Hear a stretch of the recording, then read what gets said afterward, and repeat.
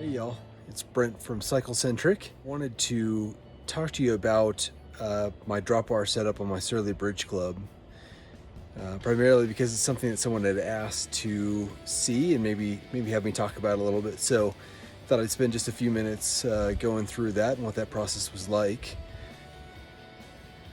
So as you all may know about the Surly Bridge Club, it comes with a flat bar and hydraulic disc brakes.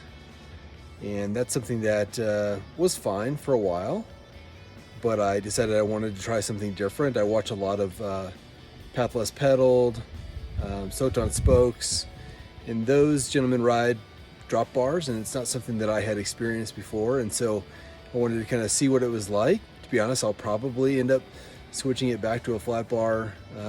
My plan is to build a bike soon, and I'm expecting that frame any day, so I'll post that once I receive it. But I wanted to try the drop bar on this bike. I think it's probably suited, potentially better for me for another bike. But this is kind of my experience with that switch. So I set the bike up, drop bar. It's been probably a couple of years now. And what I did was I started looking at drop bars. I wanted to make sure that I received or purchased the appropriate bars for me, and I wanted something with kind of a shallow drop. I wanted something that wasn't too wide but still had some width to it. And what I ended up settling on was the Salsa cow chipper. What I really liked about it was that this one's a 46, so it's pretty wide, and it's got a shallow drop, which allows me to get into the drops when I'm riding downhill, or sometimes even when I'm climbing. I really like going into the drops and using those as a little bit of leverage to push. So the Salsa cow chippers, I think, have been a really good bar. Like I said, shallow drops. I didn't want to get too low. And what I discovered is with the Bridge Club, this is a size large, and the top tube on these touring bikes, the Bridge Club being kind of an off-road touring bike, it's really long. And so one kind of accommodation that I think that needs to be made is that you get a short stem. If you're thinking about putting drops in your Bridge Club or something similar, something with a touring purpose, you really want to turn up that stem a little bit. I have played around with a couple of different stems. The first one I put on was it's a 35 millimeter stem that raised it up just slightly.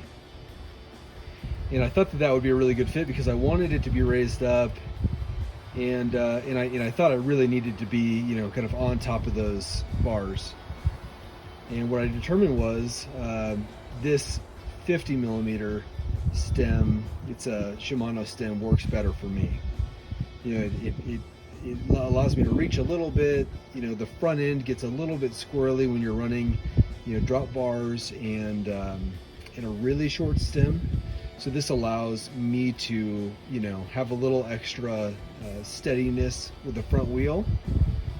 Otherwise, when I'm climbing, you tend to be all over the place, just kind of wobbling back and forth. But the 50 millimeter stem really seemed to work for me. So I've had this on here for several months, just kind of changing out the stem and making sure it was a good fit for me. So what I did too was, I had to change out the brakes. And as I mentioned, I initially had hydraulic brakes. I changed them to mechanical brakes, which actually is my preference anyways, because I like, not having a whole lot of maintenance. I like not having to deal with the brake fluid. So these TRP Spire brakes have really worked well for me.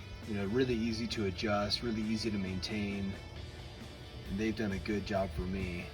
I read online that the Spires are really more geared for road bikes, but it's really been enough stopping power for me in most situations. I haven't really needed to worry about them too much. It did take me a little bit of time to get them adjusted, but once I had them dialed in, I really haven't had to mess with them at all.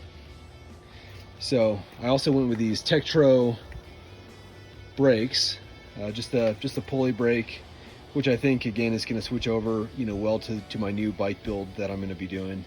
But they've worked out fine.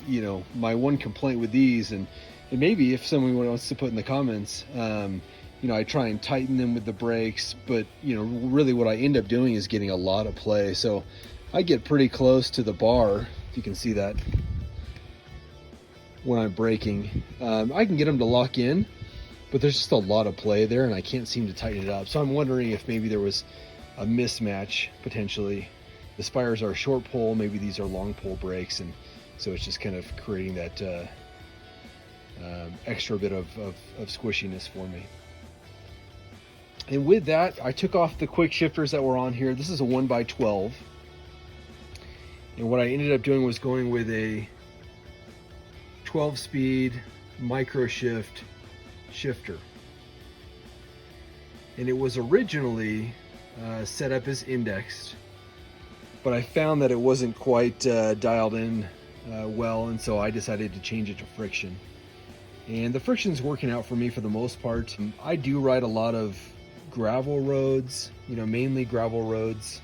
I live in the mountains in Colorado, and so when I do like a mountain bike ride or an off-road ride, the one issue that I have with the friction is that it sometimes doesn't shift fast enough. If you're going down a hill and then all of a sudden you need to switch and shift it uphill, I'm thinking about going back to an index kind of trigger shifter on this bike specifically, because this is going to be my off-road bike and my other bike will be a little bit more kind of gravel road, that sort of thing.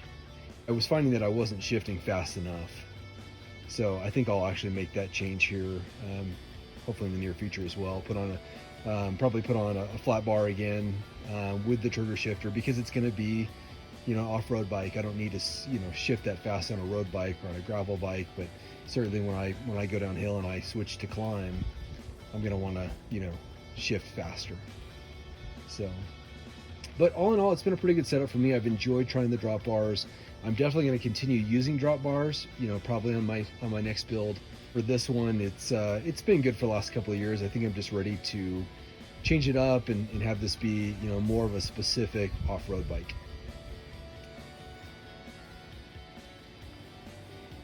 So that's pretty much it. That's my build. A little bit of the changes that I've made. I've made actually quite a few changes. I'll continue to go through those, but someone asked me to do a review on that particular change, and I definitely wanted to get to that. So let me know if you have any questions or other suggestions about what you'd like to see. Certainly going to try and make more content. I think it's been a little while since I put anything out, but with the warm weather coming, it'll be a little bit easier. I do have a couple of snowy rides that I did that I'll be able to post a little bit of content on and had some fun there. But yeah, if you had any suggestions, let me know. Certainly appreciate you watching, and take care.